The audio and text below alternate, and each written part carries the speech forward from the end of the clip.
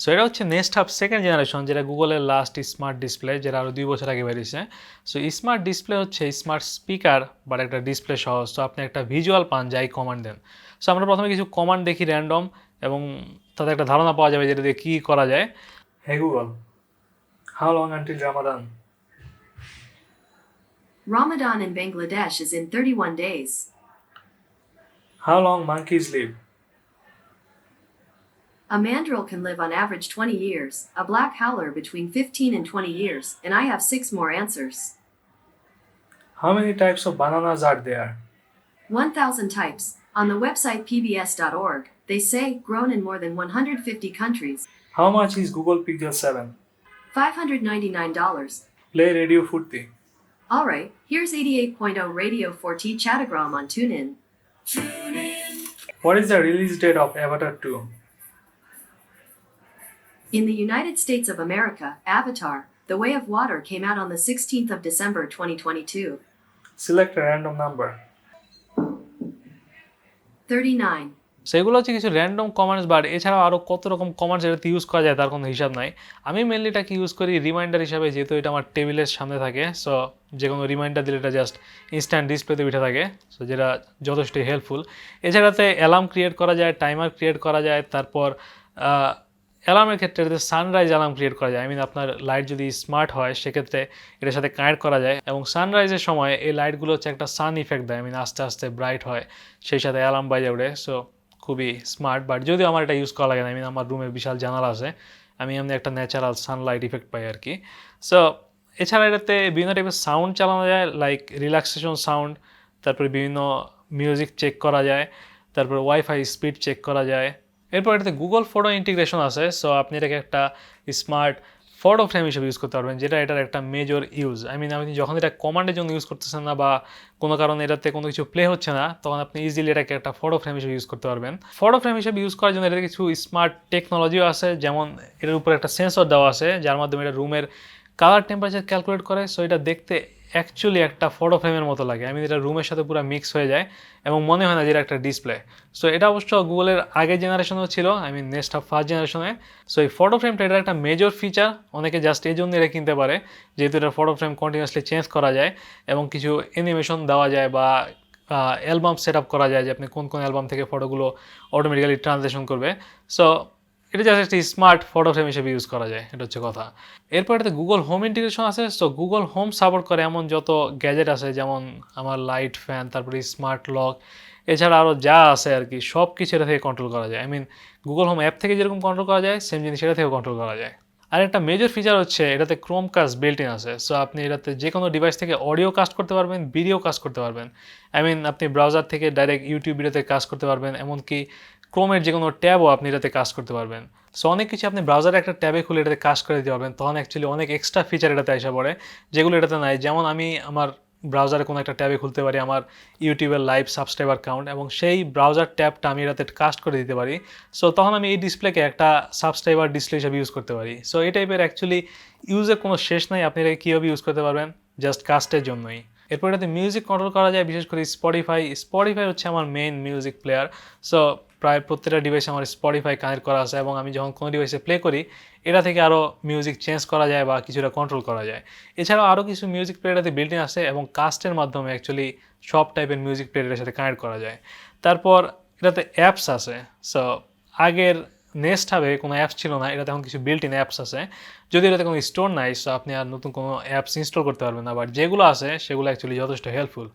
আর সলি sensor আছে এটাতে। So সলি সেন্সরের জন্য, সলি হচ্ছে একটা রেডার সেন্সর যেটা গুগল বানাইছে। সো এটার মাধ্যমে স্লিপ ট্র্যাকিং করা যায়, যেটা বাংলাদেশে কাজ করে না। বাট এছাড়াও সলি সেন্সরের জন্য এটা বুঝতে পারে যে আপনি ডিভাইস থেকে কতটুকু কাছে বা দূরে আছেন। সো এটা কিছুটা তাদের ইউআইটা কিছুটা কাস্টমাইজ করতে পারে আপনার দূরত্বের উপর বেস করে। লাইক আমি যখন এই ডিসপ্লের কাছে যাই, তখনই হচ্ছে নতুন কিছু বাটন এসে পড়ে, যাতে আমি ইনস্ট্যান্টলি এটা কন্ট্রোল করতে পারি, যেটা খুবই স্মার্ট, যেটা আমি দূরে থাকলে আবার শো করে না। অলরাইট, সো এটা ইউজেসের পরে ডিজাইন নিয়ে কথা বলা যাক। এটা ডিসপ্লে কিছুটা অ্যাঙ্গেলে থাকে অলওয়েজ, এবং ডিসপ্লের চারপাশে ইভেন বেজেল আছে। আর ডিসপ্লে কোয়ালিটিও যথেষ্টই হাই। আমার কাছে মনে হচ্ছে এটা খুবই সুন্দর একটা ডিসপ্লে।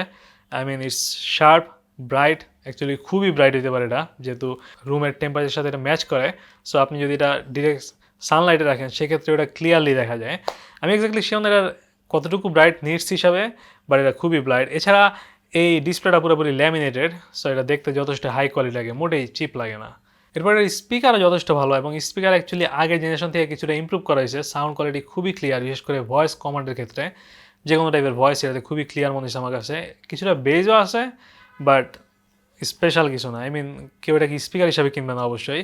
ওভারঅল এটা good package, but just speaker হিসাবে কিনলে এটা অ্যাভারেজ প্যাকেজ বলা যায়।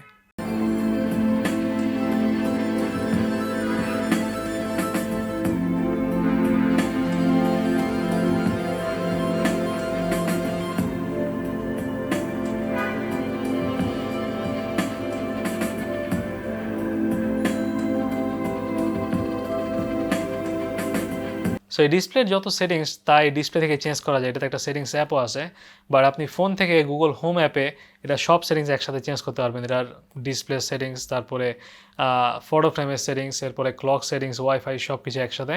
এছাড়া এটা ঠিক কীভাবে ইউজ করা লাগে সেজন্য আমি অলরেডি একটা সেপারেট ভিডিও বানাইছি, সেটাও আপনি দেখতে পারেন। তাতে হচ্ছে এটার ফিচার এবং ইউজেস নিয়ে আপনি আরও ধারণা পাইতে পারেন। সো এটাতে প্রচুর সুবিধা আছে এবং ইউজেসের অ্যাকচুয়ালি শেষ নাই, বাট স্টিল এটাতে অ্যাকচুয়ালি প্রচুর প্রবলেমও আছে, বিশেষ করে আমার মনে হচ্ছে যেগুলো আরও ইমপ্রুভ করা যেত। প্রথম কথা হচ্ছে গুগলের যেসব বাকি সার্ভিস আছে, যেমন গুগলের ইউটিউব, সেটার সাথে তারা একটা ভালো ইন্টিগ্রেশন করতে পারতো, যেহেতু এটা গুগলের hardware.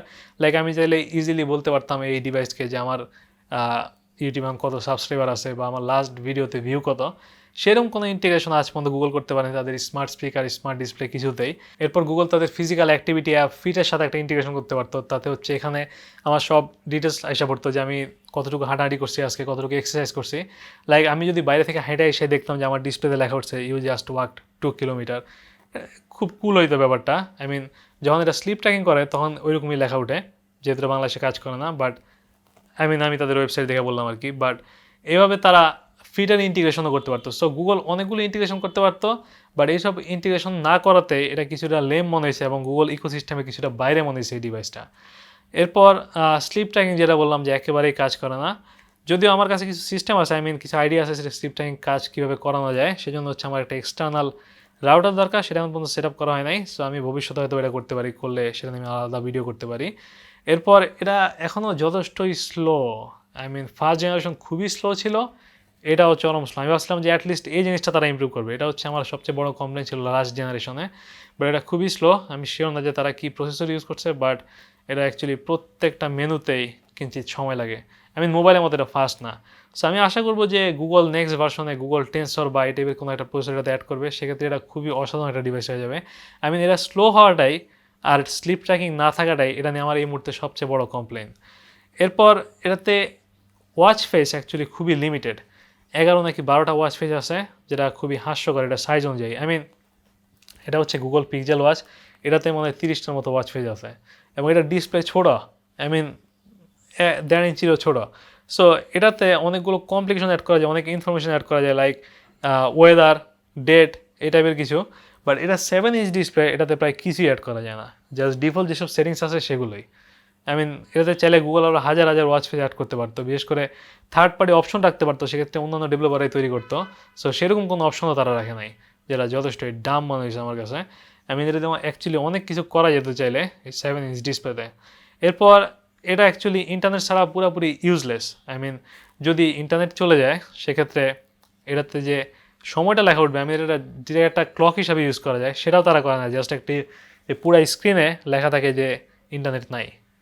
I mean that's freaking Dam. At least ঘড়ির সময়টা তারা দেখাতে পারতো, সেটা অবশ্যই ইদানিং মাঝে মধ্যে দেখানো শুরু করছে, খুব সম্ভবত গুগল এই টাইপের কোনো আপডেট নিয়ে কাজ করতেছে, বাট ইন্টারনেট ছাড়া এটা পুরোপুরি ইউজলেস। তবে আপনি যদি অ্যালার্ম সেট আপ করেন সেক্ষেত্রে ইন্টারনেট চলে গেলে অ্যালার্ম বাজে। Hey Google, Hang on while I get connected to Wi-Fi. what the hell? So that's it. এটা অ্যাকচুয়ালি খুবই ভালো হইতে পারতো, অনেক পটেনশিয়াল ছিল এটাতে, বাট গুগল এটাতে পুরো হ্যান্ডিক্যাপ্ট বানিয়ে রাখছে অ্যাকচুয়ালি। খুব বেশি ইমপ্রুভমেন্ট তারা করে না এই লাস্ট জেনারেশনের চেয়ে, বাট স্টিল একটা ইমপ্রুভমেন্ট বলা যায়। আর এটার বাংলাদেশে যে দাম সেটা হচ্ছে 10,000 টাকার উপরে, সেই হিসাবে আমি মনে করি না যে এটা অর্থিত। আমি অ্যাকচুয়ালি খুবই ছাড়ে কিনছি এটা, সেক্ষেত্রে আমার কাছে এটা অর্থিত মনে হয়েছে ওভারঅল এত সমস্যা থাকার পরেও। সো আপনি যদি ছাড়ে কিনতে পারেন বা সেকেন্ড হ্যান্ড কিনতে পারেন সেক্ষেত্রে এটা একটা অসাধারণ ডিভাইস আমার কাছে মনে হয়েছে, বাট ফুল প্রাইসে এটা না কেনাটাই ভালো। এই ডিভাইস অ্যাকচুয়ালি আমাকে গুগলের যে আপকামিং ট্যাবলেট আছে পিক্সেল ট্যাবলেট, সেটার ব্যাপারে খুবই এক্সাইটেড করে রাখছে। এটাতে অলরেডি ইউআই আমি খুবই পছন্দ করি, সো আমি আশা করছি গুগল পিক্সেল ট্যাবলেট আরও অসাধারণ হবে, এবং সেটাও অ্যাকচুয়ালি দেখতে এমনই হবে। এটাতে হচ্ছে এই ট্যাবলেটটা একটা স্পিকারের উপর অ্যাঙ্গেল করে রাখা, গুগল পিক্সেল ট্যাবলেটেও সেম হবে, বাট ওইখানে হচ্ছে ট্যাবলেট আলাদা করা যাবে, সো সেটা খুবই অসাধারণ হবে। অলরাইট দেন, সো দেখা হবে নেক্সট ভিডিওতে। Good bye.